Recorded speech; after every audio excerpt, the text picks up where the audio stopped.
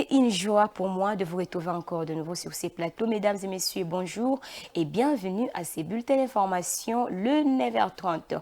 La Commission électorale nationale indépendante prévoit l'enrôlement des électeurs à Massissi, Rutshuru et Kwamutu du 1er au 20 juillet et le vote le 5 octobre 2024. Selon les calendriers électoraux réaménagés et rendus publics le mercredi 31 janvier. Suivez.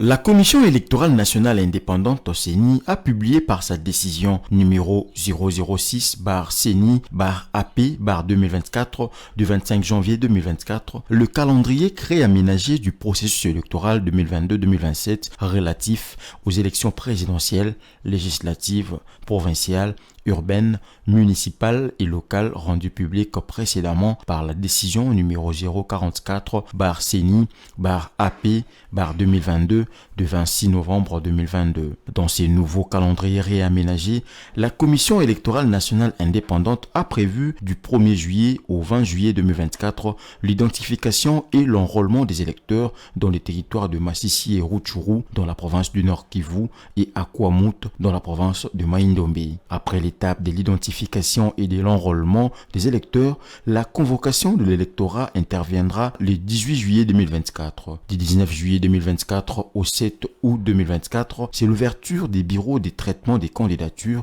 à la députation nationale et provinciale. Selon toujours les calendriers électoraux réaménagés, du 4 septembre 2024 au 3 octobre 2024, la Commission électorale nationale indépendante a prévu la campagne électorale pour les candidats députés nationaux et provinciaux et ce, finalement, le 5 octobre 2024 qu'interviendront les scrutins directs des députés nationaux et provinciaux dans ces territoires. La détérioration de la situation sécuritaire n'a pas permis l'enrôlement des électeurs, moins encore le vote dans les territoires de Massissi et Rutshuru, zone encore sous les contrôles du rebelle du M23, soutenu par le régime de Paul Kagame et à Kwamut suite à l'activisme de la milice Mobondo. Pour des raisons de solidarité envers les Congolais de cette partie de la République, la Commission électorale nationale indépendante, de commun accord avec le législateur congolais, Assemblée nationale et le Sénat, avait décidé de reconduire les nombres de sièges obtenus par ces territoires ou circonscriptions électorales lors des élections générales de 2018.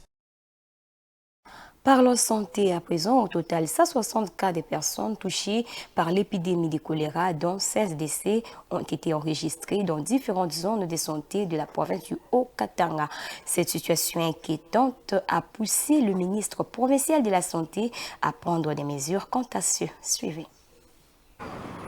Les autorités provinciales du Haut-Katanga ont déclaré officiellement l'épidémie du choléra dans cette région minière du sud-est de la République démocratique du Congo. Selon le ministre provincial de la Santé, Joseph Sambi Boulanda, plusieurs cas ont été notifiés sur presque toute l'étendue de la province. Sur 160 cas enregistrés et confirmés par le laboratoire de santé publique de Lubumbashi, depuis le début de l'épidémie, il y a eu 16 décès au courant de ce mois de janvier. Les zones de santé de Kisanga, Lukafu, Kampemba, Vangu, Kilela-Balanda, Likasi, Mumbunda, Lubumbashi et Katuba sont les plus touchées par cette épidémie de choléra, a affirmé le ministre provincial de la Santé le mardi 30 janvier 2024 dans une correspondance. Il a par la même occasion invité les professionnels des médias, les mobilisateurs, les leaders communautaires, les confessions religieuses, la société civile à sensibiliser la population sur les dangers du choléra et l'importance d'observer les mesures d'hygiène. Le quartier Kasungami, situé dans la commune de Lubumbashi, fait partie des zones à haut risque pour cette épidémie dans la ville cuprifère. À noter que, outre la province du Haut-Katanga, la province du Lualaba a enregistré plus de 500 cas, dont 26 décès depuis 3 mois dans plusieurs zones de santé.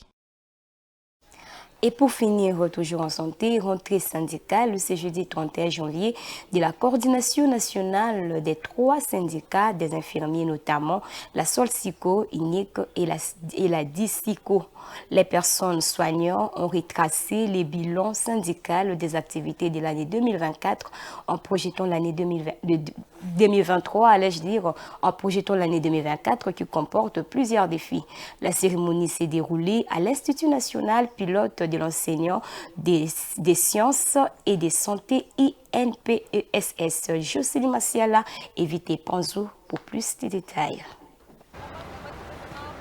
C'est sous le haut patronage du ministère de la Santé publique, Hygiène et Prévention que cette cérémonie de la rentrée parlementaire des syndicats des infirmiers, réunis au sein de l'Union nationale des infirmiers du Congo, UNIC, la dynamique syndicale des infirmiers libres du Congo, DICICO, et la solidarité des infirmiers du Congo, SOLICICO, s'est déroulée. Prenant la parole, Anaclé Chisso, secrétaire général de la SOLICICO, a retracé les bilans syndicaux des activités de l'année 2023 tout en saluant la réélection du président Félix Tshisekedi qu'il espère prendre en compte les desiderata des infirmiers. Comme vous le savez, une année s'est terminée, une autre a commencé. Il était impérieux de nous acquitter de notre obligation de redevabilité vis-à-vis de notre base pour lui rendre compte de ce que nous avons fait, de ce que nous n'avons pas fait et ce que nous devrons faire ensemble. Au nom de tous nos militantes et tous nos militants disséminés un peu partout dans le pays, nous lui présentons nos sincères félicitations. Comme lui-même le président l'a si bien dit lors de son discours d'investiture, qu'il va corriger les erreurs du passé, nous pensons qu'il va se pencher sur les problèmes des infirmiers et qu'il va se souvenir qu'il nous avait accordé solennellement une audience et qu'il ne nous a jamais réellement reçus. Geneviève Betou-Basséa, secrétaire générale de la DICICO, a quant à elle prêché l'unité à tous les personnels de la santé, l'unique arme puissante pouvant permettre à leur structure syndicale d'atteindre leurs objectifs assignés. Nous rentrons syndicalement, chaque syndicat à sa manière. Mais cette fois-ci, nous avons voulu que nous rentrons en union. C'est pourquoi nous disons unis nous vaincrons.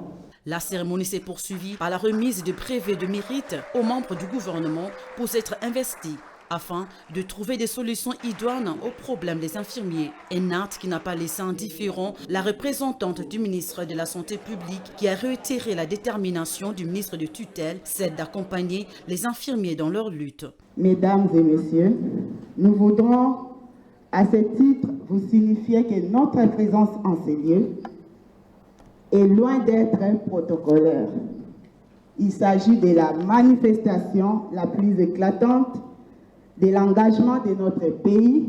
C'est pourquoi le gouvernement, à travers le ministère de la Santé publique, Hygiène et Prévention, ne peut que féliciter les 3 syndicats susmentionnés tout en les assurant de l'accompagnement du ministère. Les infirmiers ont par cette occasion présenté leur mémorandum, celui de rencontrer le président de la République afin d'échanger de vive voix autour des problèmes des infirmiers du Congo et des personnels soignants en général, tout en lui présentant leur gratitude pour son implication dans l'amélioration des conditions sociales des infirmiers.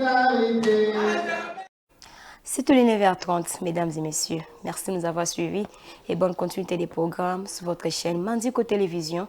Une pensée en écrit.